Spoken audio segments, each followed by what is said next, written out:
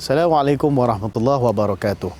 Sidang pendengar sekalian, Alhamdulillah kita bertemu lagi di dalam segmen Al-Hadis kita, dan pada hari ini kita akan melihat kepada hadis yang membicarakan berkenaan dengan imbangan di antara al-khauf, iaitu takut, dan juga ar-raja, iaitu pengharapan kepada Allah Subhanahu Wa Taala. Sidang pendengar sekalian, Nabi SAW bersabda di dalam hadis yang diriwayatkan oleh Imam Muslim, andai kata seorang mukmin itu tahu apakah dia uqubah ataupun azab yang Allah Subhanahu Wa Taala sediakan bagi neraka, maka tidak akan sesekali pun seorang mukmin itu berharap untuk ke syurga Allah Subhanahu Wa Taala.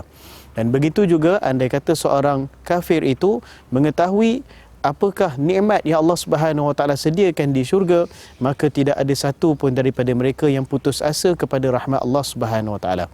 Sidang pendengar sekalian, di dalam hadis ini dan juga beberapa potong hadis yang lain, baginda Nabi SAW membicarakan berkenaan dua perasaan yang sangat penting bagi kita di dalam jalan kita menuju Allah Subhanahu Wa Taala, iaitu takut dan juga harap.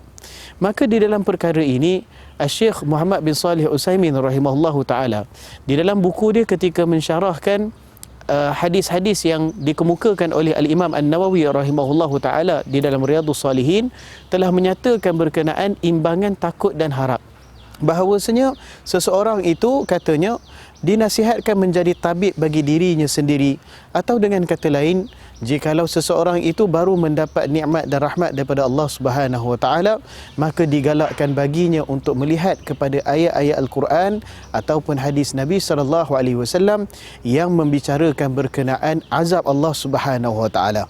Ini kerana keadaan sedemikian akan mengingatkan diri kepada azab Allah, maka kegembiraan yang dicapai itu tidaklah sampai kepada tahap seseorang itu dikatakan sehingga lupa dirinya sendiri.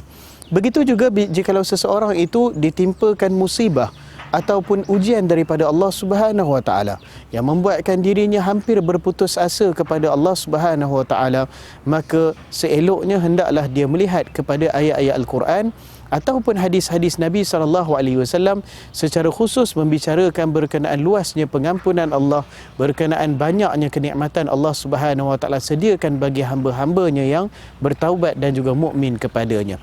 Maka dua perkara ini perlu kita semak sentiasa di tahap keimanan kita. Jikalau kita di dalam keadaan yang tenang selesa, maka lihatlah kepada nas berkenaan azab Allah. Dan jikalau kita di dalam keadaan yang ditimpa musibah, maka lihatlah kepada nikmat dan pengharapan kepada Allah Subhanahu Wa Taala.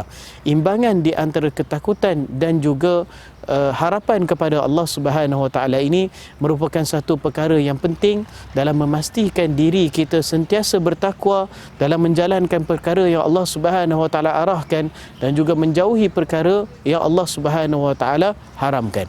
Begitu juga di dalam hadis Imam Al-Bukhari rahimahullahu taala, Nabi SAW bersabda, sesungguhnya neraka itu lebih dekat daripada tali kasutmu, dan begitulah juga syurga, iaitu sekali lagi diceritakan bahawasanya azab Allah Subhanahu Wa Taala teramatlah dekat bagi mereka yang melakukan dosa kepada Allah, dan begitu jugalah nikmat Allah Subhanahu Wa Taala sangatlah dekat kepada mereka yang banyak beramal soleh dan juga bertaubat kepada Allah Subhanahu Wa Taala. Mudah-mudahan kita tergolong di dalam golongan yang mampu menggabungkan dan mampu menyeimbangkan di antara perasaan takut kepada azab dan juga harap kepada nikmat Allah Subhanahu Wa Taala dalam menjadi hamba yang bertakwa, dan seterusnya menjadi hamba yang berjaya mencapai syurga Allah Subhanahu Wa Taala. Sekian saja daripada saya. Kita akan bertemu lagi di dalam segmen yang berikutnya. Wassalamualaikum warahmatullahi wabarakatuh.